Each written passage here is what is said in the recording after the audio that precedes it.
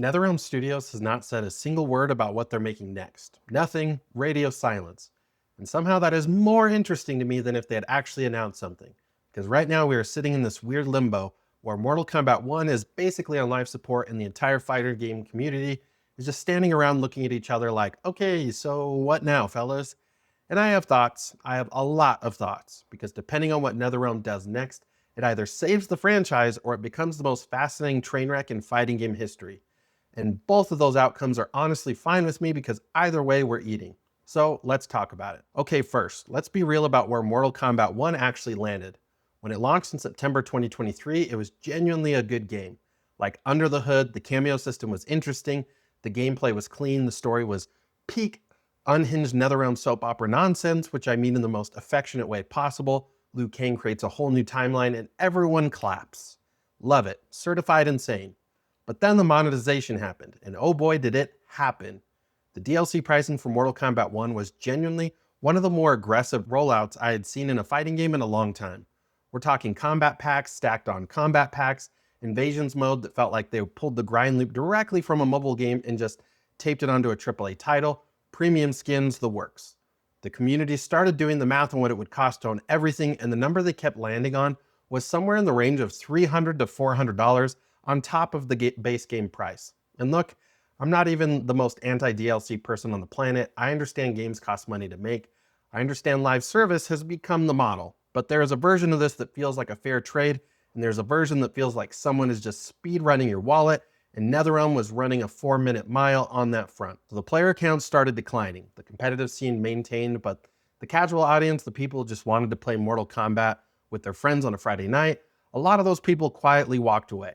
And when your casual audience walks, the game loses its cultural momentum. And MK1 absolutely lost momentum faster than it should have for a game of that quality. Now here's where it gets interesting. NetherRealm has historically operated on a pretty predictable cycle.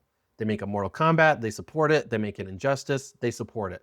They come back to Mortal Kombat, back and forth. The rhythm has been consistent enough that you could basically set a calendar to it, which means right now by that pattern, we should be heading towards Injustice 3. And on paper, that makes complete sense. Injustice 2 was genuinely one of the best fighting games of its generation.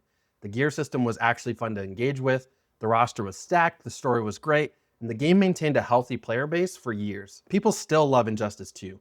There's real goodwill there. But here's the giant question mark sitting in the middle of this entire conversation.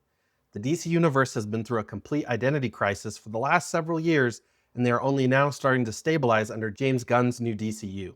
And building an Injustice game around DC characters when nobody can agree on which version of these characters people even care about right now is a genuinely complicated creative problem. Like, do you base it on the new DCU? Because that universe is just getting started and half of those characters haven't even been properly introduced yet in live action. Do you go full comics and just do whatever you want? That's probably the move, honestly. The comics version gives you the most flexibility. You can pull from literally anywhere. But the marketing angle gets messy. When Injustice 2 came out, the DC movie universe was still kind of culturally relevant in a way that gave the game an easy hook. Now, DC movies are in this weird transitional rebuilding phase, so the synergy that normally amplifies a DC fighting game just isn't there the same way it was. So what if they don't do Injustice 3 next? What if they break the cycle, like they did recently from Mortal Kombat 11 to Mortal Kombat 1?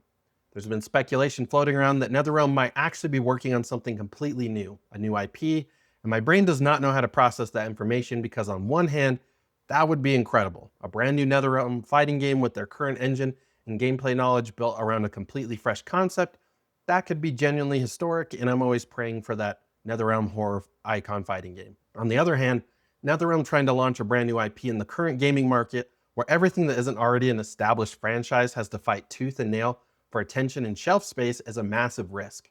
The fighting game genre specifically is brutal for new IPs. People are loyal to what they know. You're competing against Street Fighter and Tekken and MK itself all at the same time. I don't know.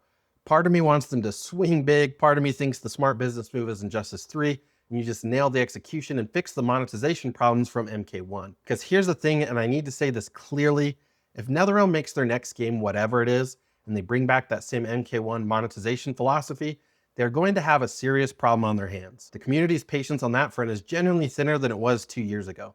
People are tired. The conversation around predatory DLC in fighting games has gotten louder across the board, and NetherRealm specifically is going to walk into their next launch with every consumer journalist and every content creator and every community manager watching the pricing structure extremely closely.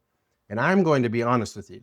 The fact that WB Games is the publisher makes me nervous because WB Games' relationship with fair monetization it's been a journey. Let's call it a journey. These are the same people who tried to put pay-to-win mechanics in a Batman game and then somehow kept their jobs. So the idea that they have learned any meaningful lessons about consumer goodwill is not something I'm prepared to assume without evidence. Here's where I actually land on this. I think the next NetherRealm game is probably Injustice 3. I think we could see it as early as this year in 2026, maybe 2027 if they've been cooking it quietly for a while. I think the roster is going to be legitimately exciting because it always is, and I think the gameplay is going to be great because NetherRealm fundamentally knows how to make a fighting game. But I think the real story is going to be the monetization reveal, because that moment when they show the price of the DLC or the structure of the seasonal content or whatever they decide to do, that moment is going to define whether this game thrives or spends its entire lifespan being dunked on. And look, I genuinely hope they figure it out because there are few developers in the fighting game space that can do what NetherRealm does at that production level. The cinematics, the story, the presentation, nobody else is doing it at that level. They deserve to be making great games that people love for years. They just need to stop acting like the players are an ATM with a health bar. Anyway, that's where we're at. Drop your prediction in the comments. Injustice 3, Mortal Kombat 2, or wildcard new IP. Let me know, and I'll see you in the next one.